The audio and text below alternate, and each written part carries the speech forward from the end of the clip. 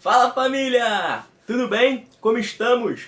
Estamos de volta aqui para mais uma aulinha do nosso projeto Fator na Sua Casa, né? Matando a saudade da aula de Primeira República. A gente vai continuar nessa sequência cronológica, só para a gente fazer um remember, né? Para a gente lembrar um pouquinho. A gente viu os motivos que nos levaram até a proclamação da República lá com Deodoro da Fonseca em 1889, tá? E aí depois a gente passou um pouquinho adiante, foi da República da Espada, nosso primeiro modelo ali, né, político, né, com Deodoro e o Floriano. Depois falamos um pouquinho sobre a República Oligárquica, a República do Café com Leite. Eu até citei um samba famoso do Noel, né? São Paulo da Café, Minas da Leite e a Vila Isabel da Samba. Galera, na aula de hoje a gente vai continuar na Primeira República, só que agora a gente vai caminhar por outros lugares, por outros caminhos, né?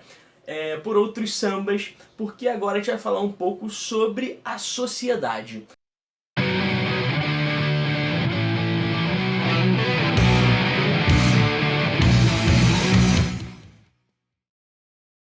Essa é a parte da aula, essa é a parte desse conteúdo que mais me encanta, eu espero que te encante também, porque é nesse momento que a gente contrapõe um argumento muito poderoso. Você, enquanto brasileiro, já deve ter escutado por diversas vezes que o brasileiro é um cara pacato, que o brasileiro é um cara que, ele não luta, é um cara que não se movimenta, é um cara que aceita tudo de maneira cordial, para ele tá tudo bom, né? Ele dá o jeitinho, resolve e segue a vida.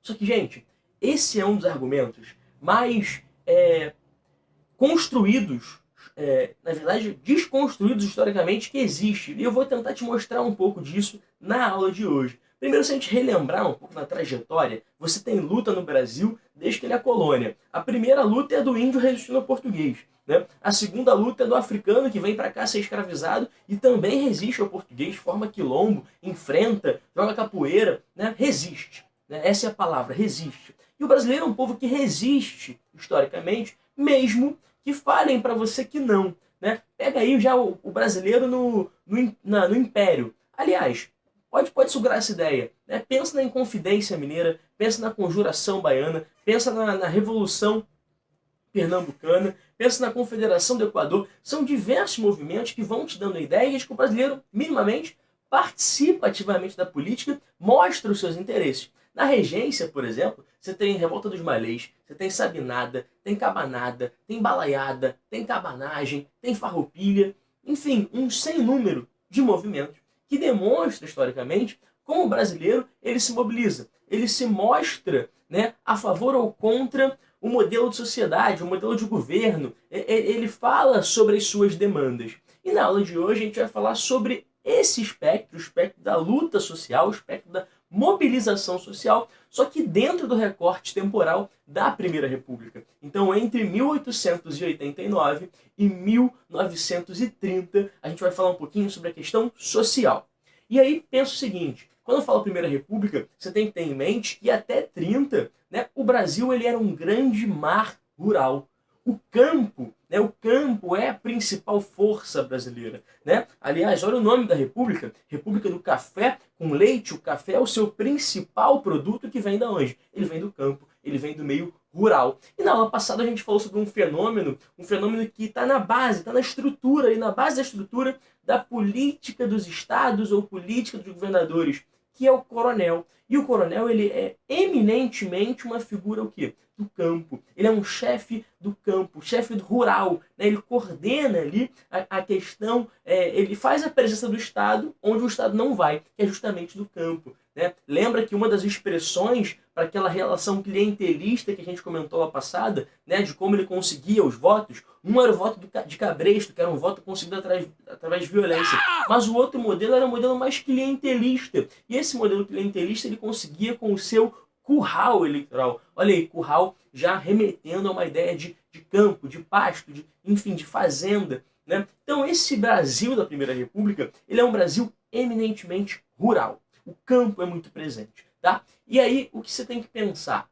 Esse coronelismo, que ele é coercitivo, ele é violento, ele na verdade está fundado historicamente. É uma prática histórica o coronelismo. Ele não nasce na Primeira República. Na verdade, na Primeira República é onde os coronéis chegam ao ápice do seu poder. Mas se você olhar para o passado, você vai ver que os coronéis estão se fundando desde a colônia portuguesa.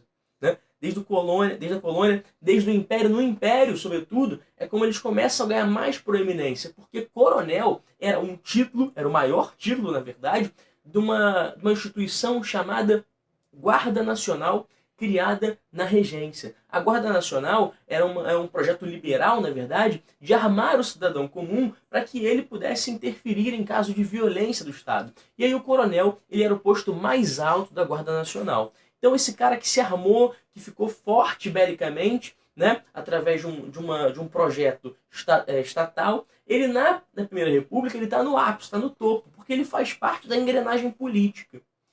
E esse cara, né, ele representa uma classe do Brasil que é a classe do latifundiário. O Brasil ele tem um compromisso com o latifúndio muito grande. E esse compromisso ele vem desde as capitanias hereditárias. As capitanias hereditárias são ali o compromisso, o nascimento, a carta de batismo do latifúndio brasileiro. Você pensa que o nosso litoral todo foi dividido em 15 faixas de terra, né, para 12 capitães donatários, que você pode chamar de latifundiários, se você tiver uma análise contemporânea desse processo. E aí a gente chega num ponto fundamental. As revoltas sociais da Primeira República, o tema da nossa aula de hoje, elas acontecem no campo, e aí é o tema da primeira parte da aula. Elas acontecem na cidade, que a gente já fala na segunda parte da aula, e acontece dentro dos quartéis, que é o tema da terceira parte. Só que esse do campo é curioso, porque o que motiva essa galera, né? O que faz, como é que essa galera vive, o que essa galera come, o que essa galera faz, como é que é a vida do brasileiro livre, republicano, cidadão, em 1889, em 1890, 1891, no finalzinho do 19 e início do século 20. Cara, é uma vida de sofrimento. Porque se você pensar, ainda mais ali pro Nordeste, o cara enfrenta a seca. Né? Então ele passa fome, ele não tem um pedaço de terra porque a terra é monopólio desses grandes latifundiários por todo o processo de construção sócio-histórico do Brasil, desde a colônia até o Império. Você vai lembrar que em 1850, né, você teve a Lei Eusébio de Queiroz, que botou fim ao tráfico de escravizados, que eu falei com você aula passada, mas você também deve lembrar de uma lei que vem 14 dias após a Lei Eusébio de Queiroz, que é a Lei de Terras de 1850. E essa Lei de Terras ela é fundamental por quê? Porque ela obriga que o camponês, que o homem livre que vive no campo, para que ele adquira um pedaço de terra, ele tem que comprar essa terra junto ao Estado brasileiro. E aí, quando eu estou falando de império, eu estou falando de comprar, quem é que tem dinheiro para comprar no império? Qual era o modelo de trabalho adotado no império? Não era escravidão? Então, e é justamente 14 dias após a lei que põe fim ao tráfico que você cria essa lei de terras de 1850, já prevendo uma possível abolição, e ou seja, qual é o pensamento? Bom, vai se abolir a escravidão, a galera vai ficar livre, vão ocupar as terras, e ocupando as terras você prejudica o processo do latifúndio brasileiro. Então foi uma defesa, na verdade, dos grandes grupos latifundiários. Então, essa construção, né, de ausência de terras é um processo histórico. E ela vai chegar no ápice da sua tensão, na verdade, o início do ápice, eu posso colocar assim, porque a tensão por terra no Brasil ela continua até os dias de hoje, né, na Primeira República. E aí você tem um grande primeiro evento que a gente chama de Revolta dos Canudos, que começa em 1896, né, com um cara chamado Antônio Conselheiro. O Conselheiro é na Bahia que acontece, Canudos, né? Ele era um beato. O que é um beato? E aqui é importante a gente falar que eu vou falar sobre 3 revoltas, né? Canudos, Contestado e Juazeiro. As 3, cara, eu tô falando sobre o campo brasileiro, as 3 a gente coloca num balaio, né, numa classificação de revoltas messiânicas. E você vai entender por que esse nome.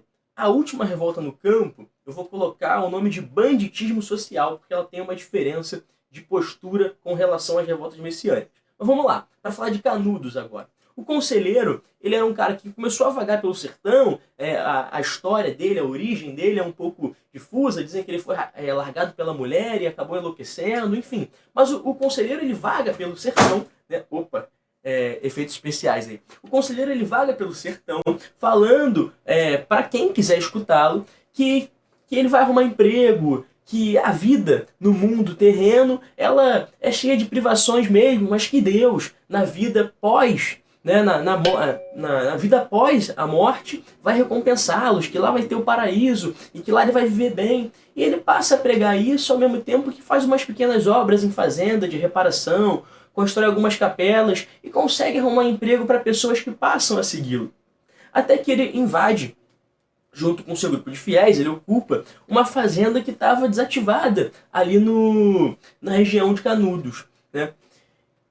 Que é próximo ali ao rio Vaza Barris, no interior baiano. Daí ele ocupa essa região e as pessoas que estavam com ele ocupam com ele e começa a circular, ele ocupa ali em 1893, tá? E começa a circular a história que dentro da Bahia, dentro do sertão baiano, tem um cara, um tal de conselheiro, Antônio Conselheiro, que faz pregações, que tem uma igreja, que fala sobre a vida após a morte e que no arraial dele, no arraial de Canudos, onde ele é o grande líder, você chega ali e ganha um pedacinho de terra para você. Imagina você, né, que mora no interiorzão, no mundo rural.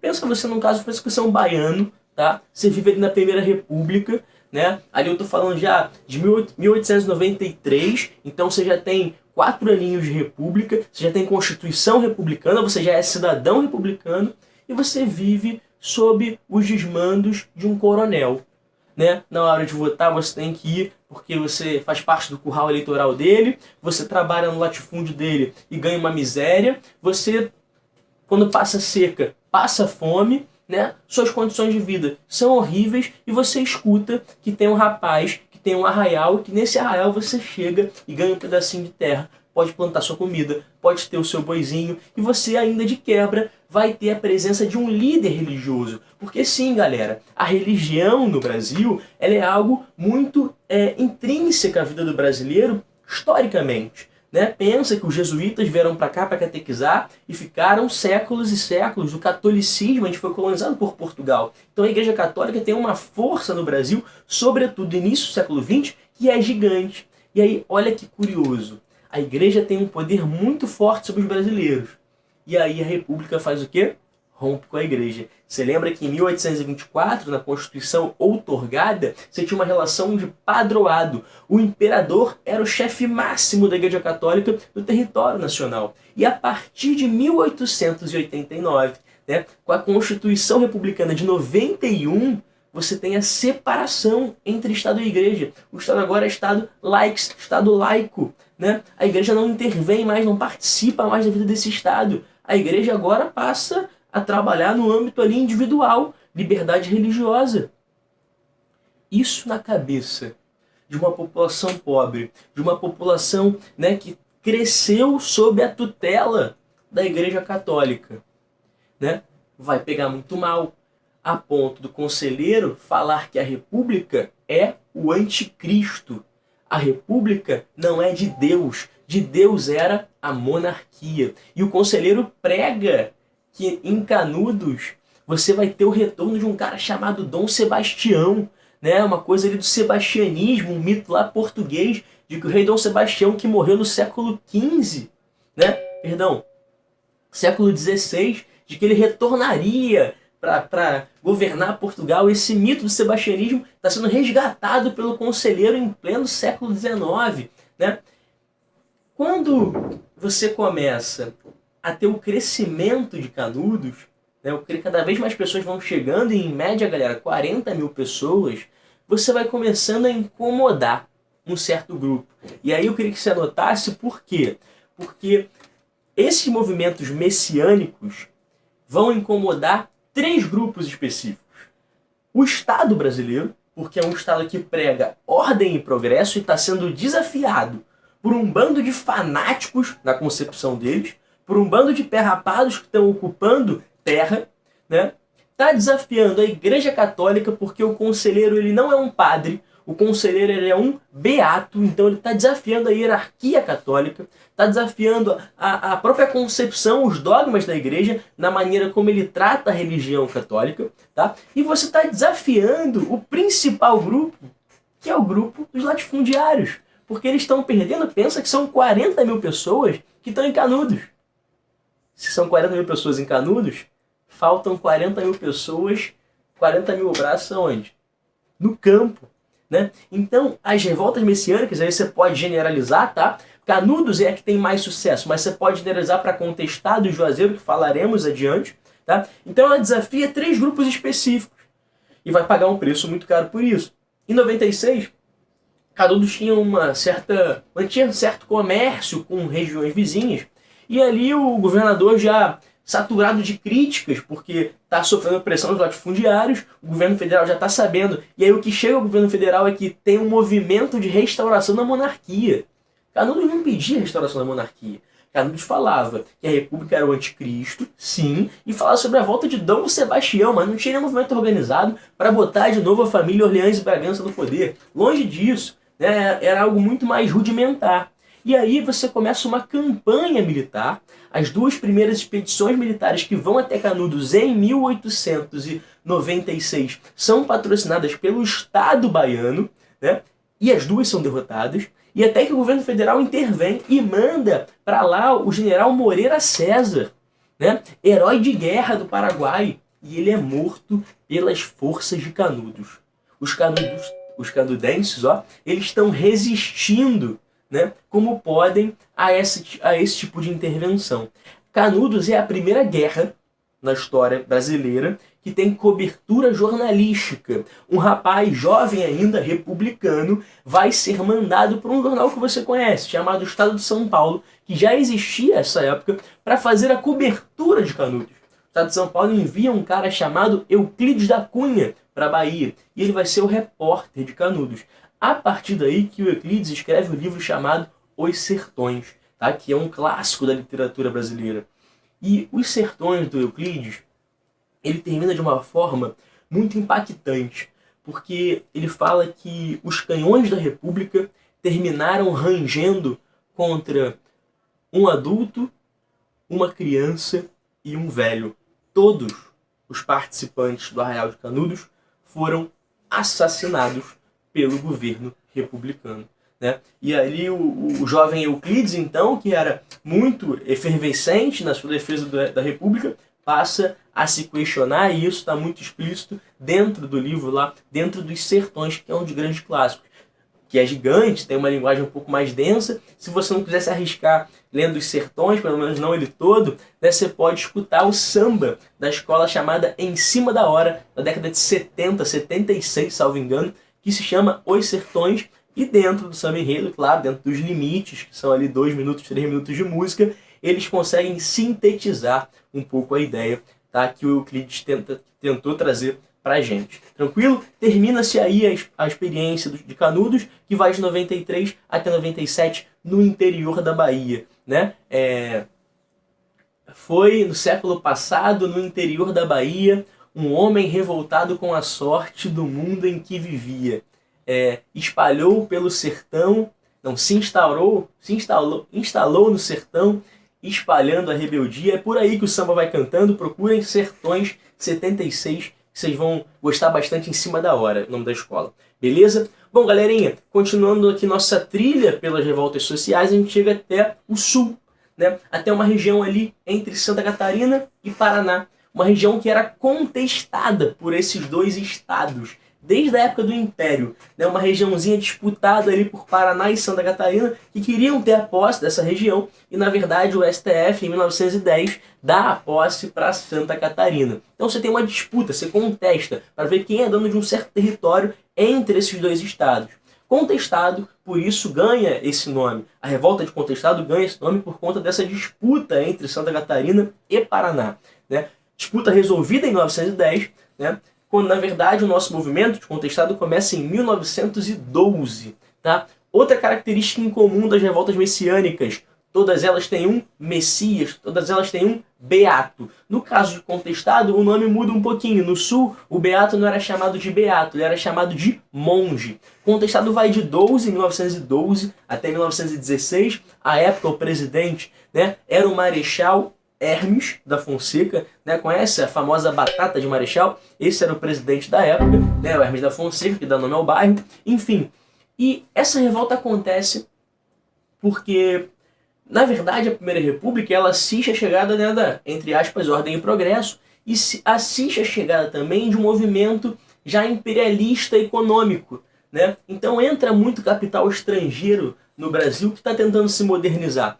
E na região ali do Contestado, você vai ter a criação de uma grande ferrovia, né, da Brazil Highway Company, né, que era de um milionário norte-americano, Percival Facquat, e que contou com grande apoio do governo brasileiro, do Estado brasileiro, que doou terras e terras para essa companhia poder construir sua ferrovia. E claro, pensa, né, esse governo republicano doou terras e terras como? Né, pagou indenizações às famílias para que elas saíssem educadamente da região? Óbvio que não, né? Se utilizou de força e expulsou muita gente dali. Então você já tinha na região um problema com o coronelismo, um problema com o latifúndio, nessa região sobretudo com plantadores de erva mate, né? E você cria ali uma ferrovia, expulsa vários moradores e pior, as pessoas que vêm trabalhar nessa ferrovia foram trazidas de outros estados.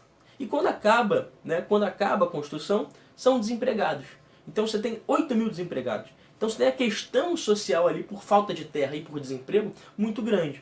E aí surge de novo a figura de um grande líder, de um beato, que nesse caso agora é o monge José Maria, que começa a falar em nome, né, de um futuro melhor, de uma defesa ali da vida após a morte, uma questão divina, se utiliza de virgem, de meninas que participam do seu culto para falar em nome da pureza e tudo mais.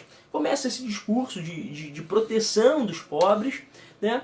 E ali, na verdade, ele fica num municípiozinho de Curitibanos, né? Ele consegue um pedaço de terra que um coronel cede para ele, e ali, pouco a pouco, as pessoas vão chegando, vão ficando ao redor dele, até que um coronel, né, rival desse outro coronel, um pouco de medo desse coronel ficar muito forte por conta desse tipo de relação com essa galera, denuncia para as forças estaduais de Santa Catarina.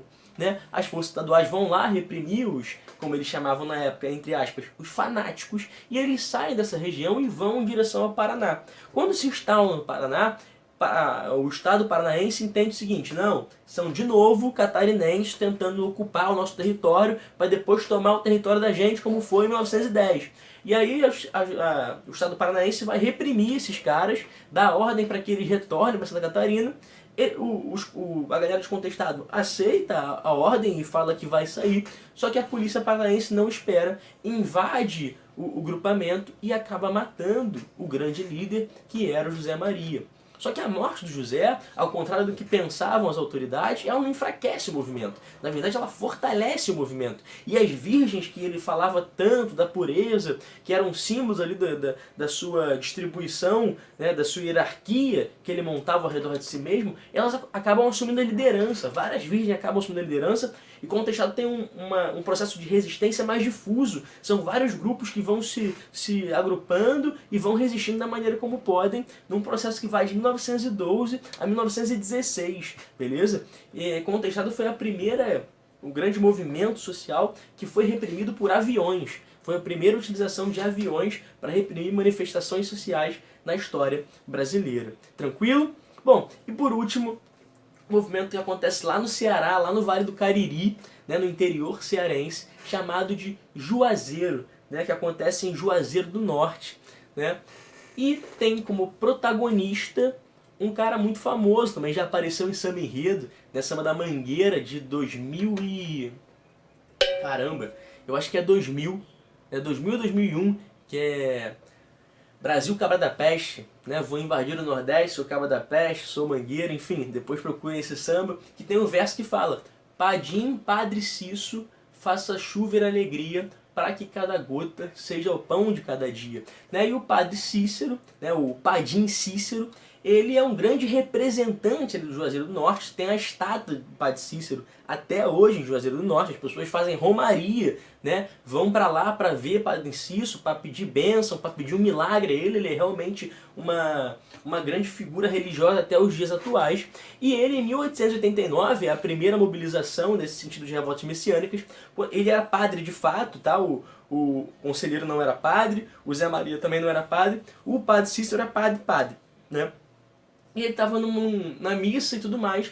Quando ele foi dar ali a hóstia para fé, né? Para fé, perdão, para cristã, quando ela botou a hóstia na boca, teria se dissolvido em sangue, e teria sido o sangue de Cristo, teria sido um milagre, e todo mundo começa a querer falar com esse padre que fez um milagre, que fez aparecer o sangue de Cristo. A igreja vai analisar o seu milagre, né? E aí a igreja em 1894 fala que não foi milagre, que era mentira, ele era um farsante, manda ele parar de pregar, ele não pode mais pregar, quase é excomungado, mas acaba não sendo, e as pessoas se revoltam em torno da figura de Padre Cícero contra a igreja, né? Então, de novo, para você lembrar, as revoltas messiânicas têm 3 grandes adversários: a igreja, o Estado e os latifundiários.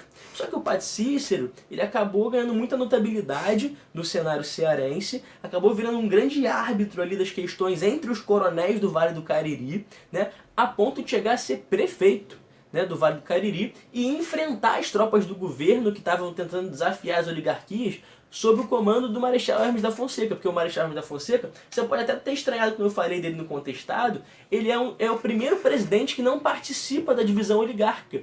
O Marechal Hermes, ele não é nem da política do café, nem da política do leite, ele não é nem de São Paulo nem de Minas, né? E aí ele começa a desafiar essas oligarquias, e é o Padre Cícero, que era prefeito da época, que organiza uma resistência contra a intervenção do Estado Federal dentro do Estado do Ceará.